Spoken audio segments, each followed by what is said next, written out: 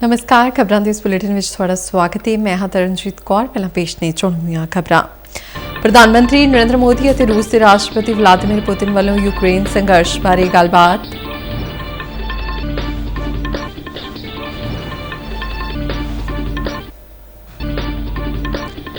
गृह मंत्री अमित शाह कल नवी दिल्ली विच पुलिस खोज और विकास ब्यूरो के 54वें स्थापना दिवस समागम विच लैणगे हिस्सा। जम्मू कश्मीर विधान सभा चोणां लई भाजपा कांग्रेस और जम्मू कश्मीर नैशनल कांफ्रेंस वालों आपो अपने उम्मीदवारों दीआं सूचियां जारी।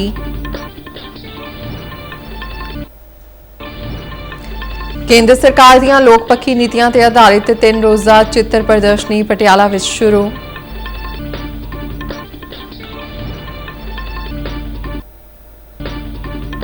ਤੇ ਪੰਜਾਬ ਦੇ ਵੱਖ-ਵੱਖ ਸ਼ਹਿਰਾਂ ਵਿੱਚ ਬਰਸਾਤ ਕਾਰਨ ਮੌਸਮ ਹੋਇਆ ਖੁਸ਼ਗਵਾਰ। ਤੇ ਹੁਣ ਖਬਰਾਂ ਵਿਸਥਾਰ ਨਾਲ। ਪ੍ਰਧਾਨ ਮੰਤਰੀ ਨਰਿੰਦਰ ਮੋਦੀ ਨੇ ਅੱਜ ਰੂਸ ਦੇ ਰਾਸ਼ਟਰਪਤੀ ਵਲਾਦੀਮੀਰ ਪੁਤਿਨ ਨਾਲ ਟੈਲੀਫੋਨ ਤੇ ਗੱਲਬਾਤ ਕੀਤੀ। ਦੋਵਾਂ ਨੇਤਾਵਾਂ ਨੇ ਦੁਵੱਲੇ ਸਬੰਧਾਂ ਦੇ ਨਾਲ ਰੂਸ ਯੂਕਰੇਨ ਸੰਘਰਸ਼ ਤੇ ਵੀ ਵਿਚਾਰਾਂ ਦਾ ਆਦਾਨ ਪ੍ਰਦਾਨ ਕੀਤਾ ਅਤੇ ਕਈ ਦੁਵੱਲੇ ਮੁੱਦਿਆਂ ਤੇ ਵਿਕਾਸ ਦੀ ਸਮੀਖਿਆ ਕੀਤੀ। ਭਾਰਤ ਅਤੇ ਰੂਸ ਵਿਚਕਾਰ ਵਿਸ਼ੇਸ਼ ਅਧਿਕਾਰ ਪ੍ਰਾਪਤ ਰਣਨੀਤਿਕ ਭਾਈਵਾਲੀ ਨੂੰ ਹੋਰ ਮਜ਼ਬੂਤ ਕਰਨ ਦੇ ਤਰੀਕਿਆਂ ਤੇ ਵੀ ਚਰਚਾ ਕੀਤੀ ਗਈ। ਉਨ੍ਹਾਂ ਨੇ ਆਪਸੀ ਹਿੱਤਾਂ ਦੇ ਵੱਖ-ਵੱਖ ਖੇਤਰੀ ਅਤੇ ਗਲੋਬਲ ਮੁੱਦਿਆਂ ਤੇ ਵੀ ਵਿਚਾਰਾਂ ਕੀਤੀਆਂ। ਉਨ੍ਹਾਂ ਨੇ ਸੰਘਰਸ਼ ਦੇ ਸਥਾਈ ਅਤੇ ਸ਼ਾਂਤੀਪੂਰਨ ਹੱਲ ਨੂੰ ਪ੍ਰਾਪਤ ਕਰਨ ਲਈ ਸਾਰੇ ਹਿੱਸੇਦਾਰਾਂ ਵਿਚਕਾਰ ਗੱਲਬਾਤ ਅਤੇ ਕੂਟਨੀਤੀ ਦੇ ਨਾਲ-ਨਾਲ ਇਮਾਨਦਾਰ ਅਤੇ ਵਿਹਾਰਿਕ ਸ਼ਮੂਲੀਅਤ ਦੀ ਮਹੱਤਤਾ ਨੂੰ ਰੇਖਾਕਿਤ ਕੀਤਾ। ਦੋਵੇਂ ਨੇਤਾ ਸੰਪਰਕ ਵਿੱਚ ਰਹਿਣ ਲਈ ਸਹਿਮਤ ਹੋਏ। ਜ਼ਿਕਰਯੋਗ ਹੈ ਕਿ ਪ੍ਰਧਾਨ ਮੰਤਰੀ ਮੋਦੀ ਨੇ ਹਾਲ ਹੀ ਵਿੱਚ ਯੂਕਰੇਨ ਦੇ ਆਪਣੇ ਦੌਰੇ ਦੌਰਾਨ ਕੀਵ ਵਿੱਚ ਯੂਕਰੇਨ ਦੇ ਰਾਸ਼ਟਰਪਤੀ ਵਲੋਦੀਮੀਰ ਜ਼ੈਲੈਂਸਕੀ ਨਾਲ ਮੁਲਾਕਾਤ ਕੀਤੀ ਸੀ। ਇਸ ਬੈਠਕ ਦਾ ਮਕਸਦ ਰੂਸ ਯੂਕਰੇਨ ਵਿਵਾਦ ਦੇ ਸ਼ਾਂਤੀਪੂਰਨ ਹੱਲ ਲਈ ਕੋਸ਼ਿਸ਼ ਕਰਨਾ ਸੀ। गृह मंत्री अमित शाह कल नवी दिल्ली विच पुलिस खोज और विकास ब्यूरो के 54वें स्थापना दिवस समागम विच हिस्सा लैणगे। गृह मंत्री इस मौके ते डॉक्टर आनंद स्वरूप गुप्ता स्मारक भाषण भी देणगे। इस साल के भाषण का विषा नवें अपराधिक कानून नागरिक केंद्रित सुधार है। अमित शाह 2023-24 ਲਈ विशेष सेवा ਲਈ राष्ट्रीय मैडल विजेतावां ਨੂੰ ਸਨਮਾਨਿਤ ਕਰਨਗੇ। ਸਮਾਗਮ ਦੌਰਾਨ ਗ੍ਰਹਿ ਮੰਤਰੀ ਨਵੇਂ ਅਪਰਾਧਿਕ ਕਾਨੂੰਨਾਂ ਬਾਰੇ ਬਿਊਰੋ ਦੀ ਪੱਤਰਕਾਰ ਇੰਡੀਅਨ ਪੁਲਿਸ ਜਰਨਲ ਦੇ ਵਿਸ਼ੇਸ਼ ਅੰਕ ਨੂੰ ਵੀ ਜਾਰੀ ਕਰਨਗੇ।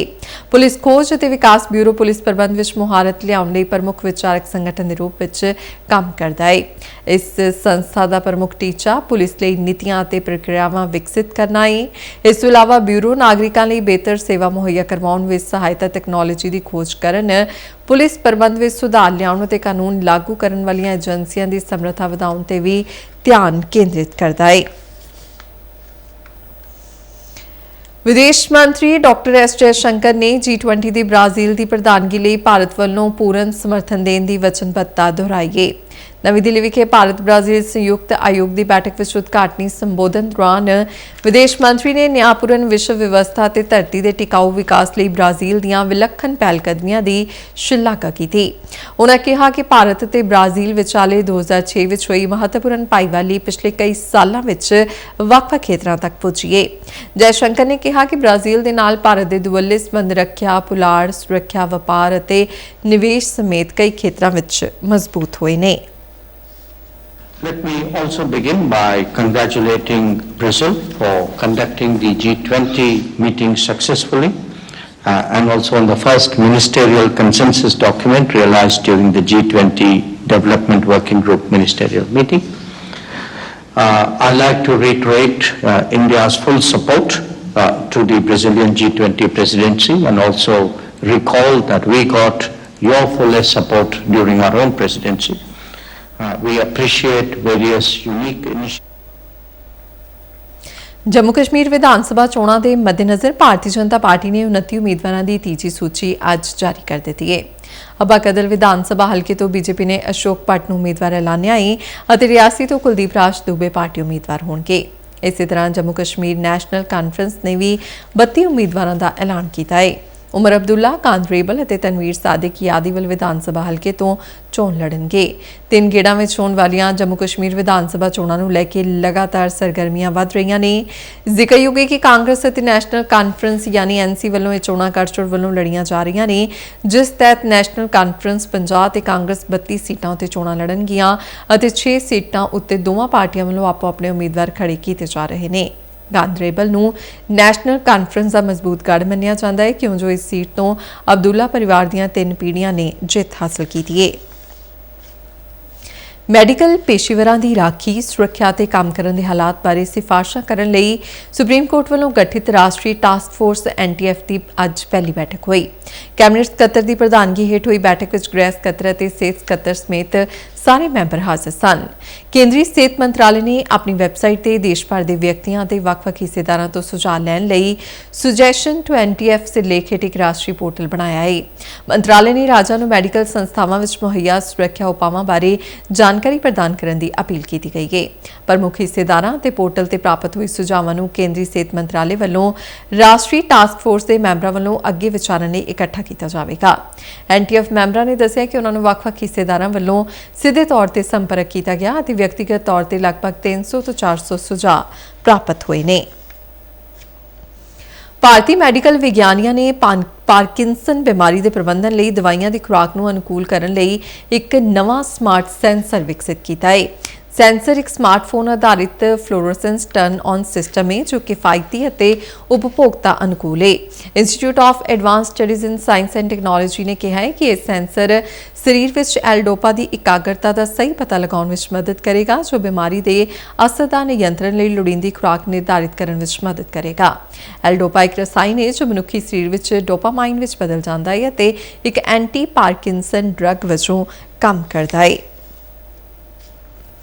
ਕੇਂਦਰੀ ਸੂਚਨਾ ਅਤੇ ਪ੍ਰਸਾਰਣ ਅਤੇ ਸੰਸਦੀ ਮਾਮਲਿਆਂ ਬਾਰੇ ਰਾਜ ਮੰਤਰੀ ਡਾਕਟਰ ਐਲ ਮੁਰਗਨ ਨੇ ਕਿਹਾ ਹੈ ਕਿ ਵਿਕਸਿਤ ਭਾਰਤ 2047 ਦੇ ਸੰਕਲਪ ਨੂੰ ਪੂਰਾ ਕਰਨ ਵਿੱਚ ਭਾਰਤੀ ਸੂਚਨਾ ਸੇਵਾ ਦੇ ਅਧਿਕਾਰੀਆਂ ਦੀ ਅਹਿਮ ਭੂਮਿਕਾ ਰਹੇਗੀ। Indian institute of mass communication ਵਿਖੇ ਕਰਵਾਏ ਭਾਰਤੀ ਸੂਚਨਾ ਸੇਵਾ ਸਮੂਹ ਦੇ ਸਿੱਖਿਆਰਥੀ ਅਧਿਕਾਰੀਆਂ ਦੀ ਸਿਖਲਾਈ ਦੇ ਸਮਾਪਤੀ ਸਮਾਰੋਹ ਨੂੰ ਸੰਬੋਧਨ ਕਰਦਿਆਂ ਡਾਕਟਰ ਮੁਰਗਨ ਨੇ ਕਿਹਾ ਕਿ ਬਿਹਤਰ ਸੰਚਾਰ ਸਰਕਾਰ ਅਤੇ ਲੋਕਾਂ ਵਿਚਾਲੇ ਦੂਰੀ ਨੂੰ ਘੱਟ ਕਰਨ ਵਿੱਚ ਅਹਿਮ ਭੂਮਿਕਾ ਨਿਭਾਉਂਦਾ ਹੈ। ਲੋਕਾਂ ਦਾ ਸਰਕਾਰ ਵਿੱਚ ਭਰੋਸਾ ਵੱਧਦਾ ਹੈ। ਉਨ੍ਹਾਂ ਕਿਹਾ ਕਿ ਸੂਚਨਾ ਪ੍ਰਣਾਲੀ ਰਾਹੀਂ ਭਾਰਤ ਦੇ ਵਿਕਾਸ ਦੀ ਕਹਾਣੀ ਨੂੰ ਲੋਕਾਂ ਤੱਕ ਪਹੁੰਚਾਉਣਾ ਬਹੁਤ ਜ਼ਰੂਰੀ ਹੈ। ਇਸ ਮੌਕੇ ਡਾਕਟਰ ਮੁਰਗਨ ਨੇ Indian institute of mass communication ਵਿਖੇ ਸਥਾਪਿਤ ਇਨਕਿਊਬੇਸ਼ਨ ਸੈਂਟਰ ਦਾ ਉਦਘਾਟਨ ਕੀਤਾ। ਉਨ੍ਹਾਂ ਨੇ ਸੰਸਥਾ ਤੇ ਵਿਦਿਆਰਥੀਆਂ ਨਾਲ ਪੱਤਰਕਾਰੀ ਅਤੇ ਜਨ ਸੰਚਾਰ ਨਾਲ ਸੰਬੰਧਿਤ ਵੱਖ-ਵੱਖ ਵਿਸ਼ਿਆਂ ਤੇ ਗੱਲਬਾਤ ਵੀ ਕੀਤੀ।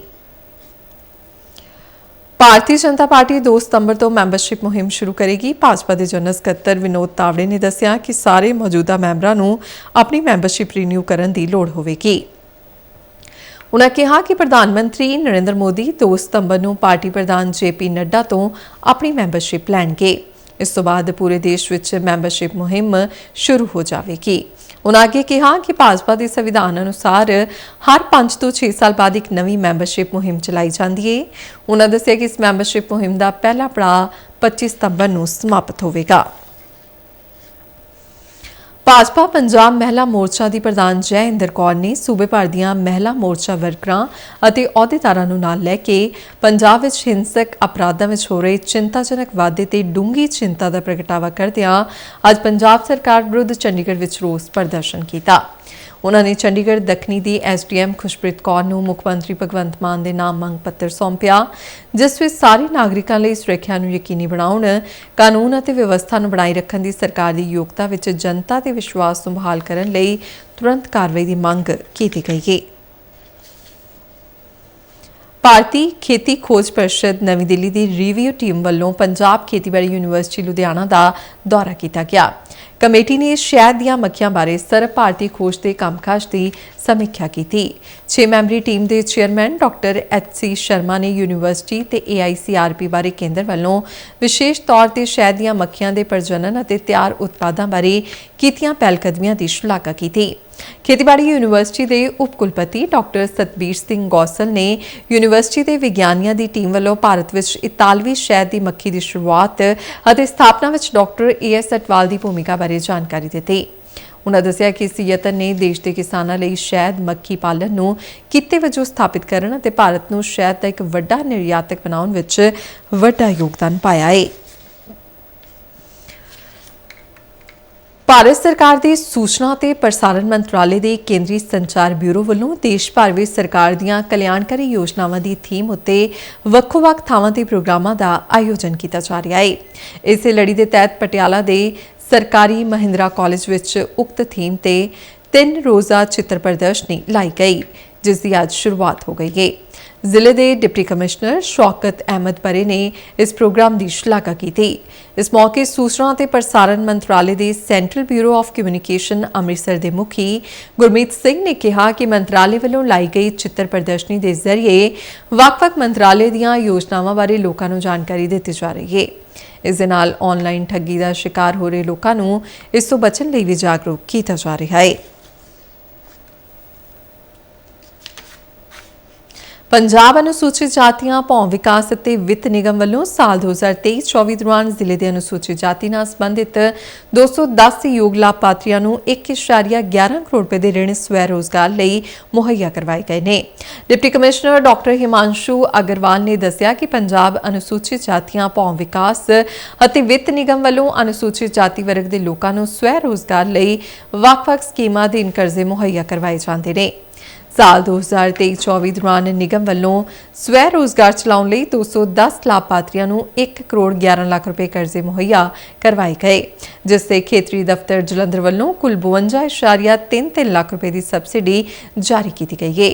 ਬੈਂਕ ਟਾਈ ਅਪ ਸਕੀਮ ਤਹਿਤ 198 ਯੋਗ ਲਾਭਪਾਤਰੀਆਂ ਨੂੰ 81 ਲੱਖ ਅਤੇ national scheduled caste finance development corporation scheme ਤਹਿਤ 12 ਯੋਗ ਲਾਭਪਾਤਰੀਆਂ ਨੂੰ 30 ਲੱਖ ਰੁਪਏ ਦੇ ਕਰਜ਼ੇ ਆਪਣਾ ਕੰਮ ਧੰਦਾ ਸ਼ੁਰੂ ਕਰਨ ਲਈ ਮੁਹੱਈਆ ਕਰਵਾਏ ਗਏ, ਜਿਨ੍ਹਾਂ ਦੇ ਕਰਮਵਾਰ 50.90 ਲੱਖ ਅਤੇ 1.43 ਲੱਖ ਰੁਪਏ ਦੀ ਸਬਸਿਡੀ ਮੁਹੱਈਆ ਕਰਵਾਈ ਗਈ। ਫਾਜ਼ਿਲਕਾ ਦੇ deputy commissioner doctor Senu Duggal ਨੇ ਸਵੱਛ ਭਾਰਤ ਮਿਸ਼ਨ ਤਹਿਤ ਚੱਲ ਰਹੇ ਕੰਮਾਂ ਵਿੱਚ ਤੇਜ਼ੀ ਲਿਆਉਣ ਦੇ ਟੀਚੇ ਨਾਲ ਸੰਬੰਧਿਤ ਵਿਭਾਗ ਦੇ ਅਧਿਕਾਰੀਆਂ ਨਾਲ ਇੱਕ ਅਹਿਮ ਬੈਠਕ ਕੀਤੀ। ਇਸ ਮੌਕੇ ਉਹਨਾਂ ਜ਼ਿਲ੍ਹੇ ਦੇ ਪਿੰਡਾਂ ਨੂੰ ODF ਮਾਡਲ ਪਿੰਡ ਬਣਾਉਣ ਲਈ ਹੁਣ ਤੱਕ ਚੱਲ ਰਹੇ ਕੰਮਾਂ ਦੀ ਜਾਣਕਾਰੀ ਹਾਸਲ ਕੀਤੀ। ਉਹਨਾਂ ਨੇ ਸੰਬੰਧਿਤ ਵਿਭਾਗ ਦੇ ਅਧਿਕਾਰੀਆਂ ਨੂੰ ਕਿਹਾ ਕਿ ਭਾਰਤ ਮਿਸ਼ਨ ਗ੍ਰਾਮੀਣ ਦੇ ਤਹਿਤ ਸਰਕਾਰ ਵੱਲੋਂ ਜੋ ਪਿੰਡਾਂ ਨੂੰ ਹੋਰ ਖੂਬਸੂਰਤ ਬਣਾਉਣ ਦੀ ਰੂਪਰੇਖਾ ਉਲੀਕੀ ਗਈ ਹੈ, ਦੇ ਤਹਿਤ ਜ਼ਿਲ੍ਹੇ ਵਿੱਚ ਚੱਲ ਰਹੇ ਕੰਮਾਂ ਨੂੰ ਜਲਦ ਤੋਂ ਜਲਦ ਪੂਰਾ ਕਰਵਾਇਆ ਜਾਵੇ। ਉਹਨਾਂ ਕਿਹਾ ਕਿ ਇਸ ਕੰਮ ਵਿੱਚ ਕਿਸੇ ਵੀ ਤਰ੍ਹਾਂ ਦੀ ਦੇਰੀ ਅਤੇ ਉਣਤਾਈ ਬਰਦਾਸ਼ਤ ਨਹੀਂ ਕੀਤੀ ਜਾਵੇਗੀ। DAV ਕਾਲਜ ਜਲੰਧਰ ਦੀ ਫਿਜ਼ਿਕਸ ਐਸੋਸੀਏਸ਼ਨ ਨੇ ਰਾਸ਼ਟਰੀ ਪੁਲਾੜ ਦਿਵਸ ਮਨਾਉਣ ਲਈ ਇੱਕ ਜਾਣਕਾਰੀ ਭਰਪੂਰ ਐਕਸਟੈਂਸ਼ਨ ਲੈਕਚਰ ਦਾ ਆਯੋਜਨ ਕੀਤਾ। ਇਸ ਪ੍ਰੋਗਰਾਮ ਵਿੱਚ ਡਾਕਟਰ ਕਰਮਜੀਤ ਸਿੰਘ, ਸਹਾਇਕ ਪ੍ਰੋਫੈਸਰ ਫਿਜ਼ਿਕਸ ਵਿਭਾਗ ਪੰਜਾਬੀ ਯੂਨੀਵਰਸਿਟੀ ਪਟਿਆਲਾ ਨੇ ਮੁੱਖ ਬੁਲਾਰੇ ਵਜੋਂ ਸ਼ਿਰਕਤ ਕੀਤੀ। ਇਸ ਪ੍ਰੋਗਰਾਮ ਦਾ ਉਦੇਸ਼ ਦੇਸ਼ ਦੇ ਨੌਜਵਾਨਾਂ ਨੂੰ ਪੁਲਾੜ ਤਕਨਾਲੋਜੀ ਦੀਆਂ ਸੰਭਾਵਨਾਵਾਂ ਅਤੇ ਇਸ ਦੇ ਉਪਯੋਗਾਂ ਪ੍ਰਤੀ ਪ੍ਰੇਰਿਤ ਕਰਨਾ ਸੀ। ਇਸ ਸਮਾਗਮ ਰਾਸ਼ਟਰੀ ਪੁਲਾੜ ਦਿਵਸ 2024 ਦੇ ਜਸ਼ਨਾਂ ਦੇ ਹਿੱਸੇ ਵਜੋਂ ਪੰਜਾਬ ਰਾਜ ਵਿਗਿਆਨ ਅਤੇ ਤਕਨਾਲੋਜੀ ਕੌਂਸਲ ਦੇ ਦਿਸ਼ਾ ਨਿਰਦੇਸ਼ਾਂ ਤਹਿਤ ਮਨਾਇਆ ਗਿਆ।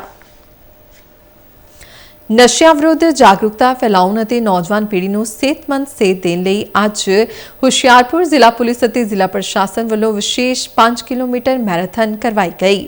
ਕੈਬਨਿਟ ਮੰਤਰੀ ਬ੍ਰਹਮ ਸ਼ੰਕਰ ਜਿੰਪਾ, ਲੋਕ ਸਭਾ ਮੈਂਬਰ ਡਾਕਟਰ ਰਾਜ ਕੁਮਾਰ ਚੱਬੇਵਾਲ ਅਤੇ ਡਿਪਟੀ ਸਪੀਕਰ ਜੈ ਕ੍ਰਿਸ਼ਨ ਸਿੰਘ ਰੋੜੀ ਨੇ ਮੈਰਾਥਨ ਨੂੰ ਹਰੀ ਝੰਡੀ ਦਿਖਾ ਕੇ ਰਵਾਨਾ ਕੀਤਾ। ਇਸ ਦੌਰਾਨ ਮਰਦਾਂ ਅਤੇ ਔਰਤਾਂ ਲਈ ਵੱਖ-ਵੱਖ ਮੈਰਾਥਨ ਕਰਵਾਈਆਂ ਗਈਆਂ। ਇਹ ਦੌੜ ਪੁਲਿਸ ਲਾਈਨ ਗਰਾਊਂਡ ਤੋਂ ਸ਼ੁਰੂ ਹੋ ਕੇ ਸ਼ਹਿਰ ਦੀਆਂ ਵੱਖ-ਵੱਖ ਥਾਵਾਂ ਤੋਂ ਹੋ ਕੇ ਵਾਪਸ ਪੁਲਿਸ ਲਾਈਨ ਗਰਾਊਂਡ ਵਿਖੇ ਸਮਾਪਤ ਹੋਈ।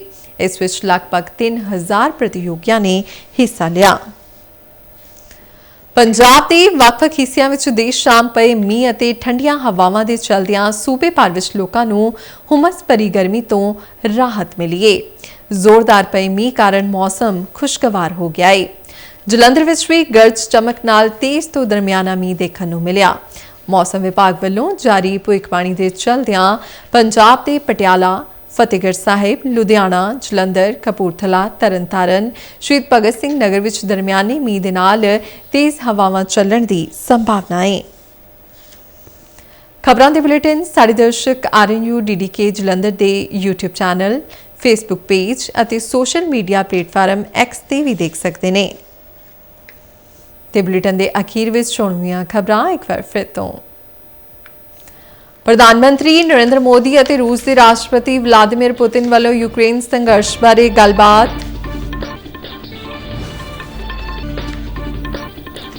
ਗ੍ਰਹਿ ਮੰਤਰੀ ਅਮਿਤ ਸ਼ਾਹ ਕੱਲ੍ਹ ਨਵੀਂ ਦਿੱਲੀ ਵਿੱਚ ਪੁਲਿਸ ਖੋਜ ਅਤੇ ਵਿਕਾਸ ਬਿਊਰੋ ਦੇ 94ਵੇਂ ਸਥਾਪਨਾ ਦਿਵਸ ਸਮਾਗਮ ਵਿੱਚ ਲੈਣਗੇ ਹਿੱਸਾ।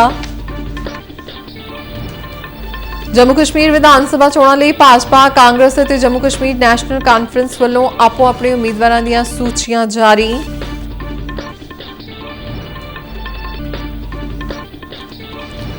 ਕੇਂਦਰ ਸਰਕਾਰ ਦੀਆਂ ਲੋਕਪੱਖੀ ਨੀਤੀਆਂ ਤੇ ਆਧਾਰਿਤ 3 ਰੋਜ਼ਾ ਚਿੱਤਰ ਪ੍ਰਦਰਸ਼ਨੀ ਪਟਿਆਲਾ ਵਿੱਚ ਸ਼ੁਰੂ।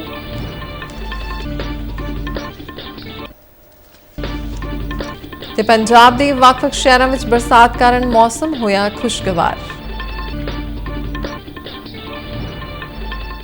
ਤੇ ਇਸ ਨਾਲ ਹੀ ਖਬਰਾਂ ਦਾ ਬੁਲੇਟਿਨ ਖਤਮ ਹੁੰਦਾ ਹੈ। ਇਜਾਜ਼ਤ ਦਿਓ, ਨਮਸਕਾਰ।